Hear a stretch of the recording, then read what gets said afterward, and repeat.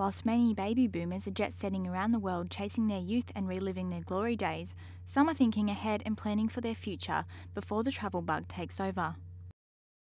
Before the GFC hit, demographer Geoff Blunden in 2004 wrote an article titled "The Baby Boomers Are Coming" whilst he was researching for Golf Australia. He predicted the soon-to-retire baby boomers would retire to Gulf estates and communities in droves, and a wave of retirement villages would pop up. Unfortunately, the economy slumped and this wave never happened, says Geoff.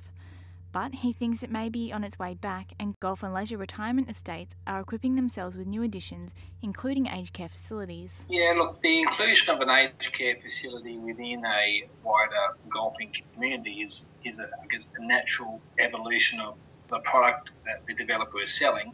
It's all about what the market wants. Well, firstly, who is the market, and then what the market wants. And they, in those examples, they've obviously identified there is a need for that transitional residential product in terms of the aged care. So, Mark Eagleston, General Manager for Member Services and Business Development from Retirement Villages Australia, thinks it's a great and innovative idea having an aged care facility or nursing home as part of a golf community.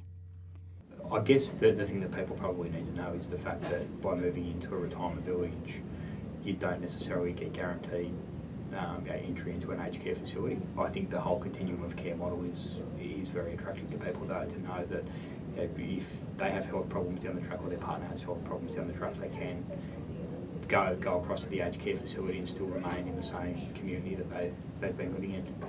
Is this what baby boomers want, though? Do they want this style of living when they're about to hop on a plane and spend all their grandchildren's inheritance?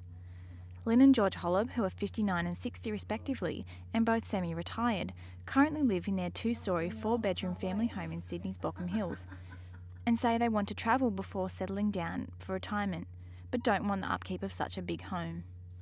Well, we think we might downsize our house because our house is quite big, and we'd like to be able to lock up and leave and go away at a moment's notice, and so we think we would downsize. So why golf? Because it's a perfect leisure sport and provides a great backdrop to any estate. Mr. Eagleston says it's because of the versatility of golf property and location.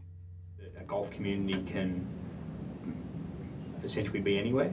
It doesn't need to be near the coast, and what we often see with retirees that move to coastal communities is that somewhere between that 5 and 10 year mark they eventually move back to the area that they grew up in or they'd been living in previously, because they've moved away from their family and friends. And whilst it sounds attractive to move from the suburbs of Sydney to somewhere like Port Macquarie and that people and friends, family and so forth will visit, the reality is that a lot of the time that doesn't happen, and as such people actually move back to where they've come from. So the golf community environment is one that can essentially work anywhere.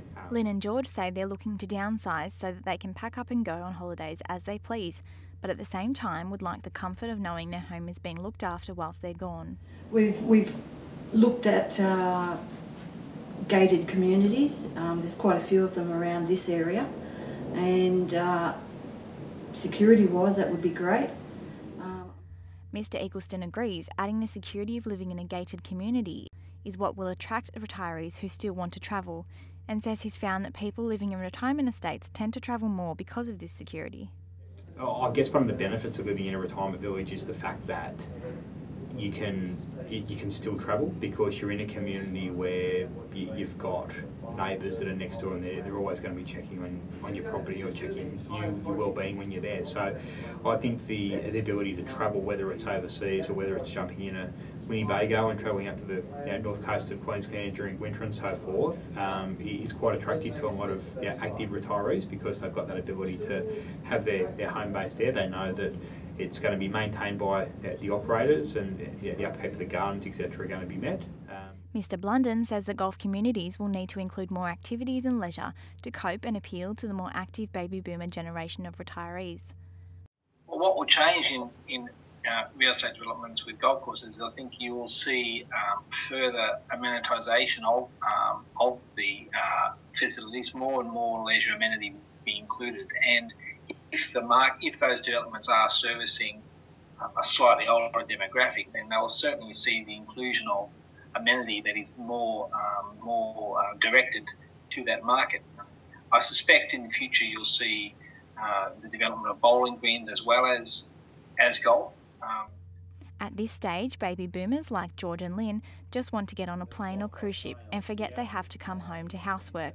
But the smart ones are downsizing before they leave, setting up shop in a smaller, more easily maintained house with a golf course as the backyard and a tight-knit community to look after the roses and wait on the first tee for you to get back.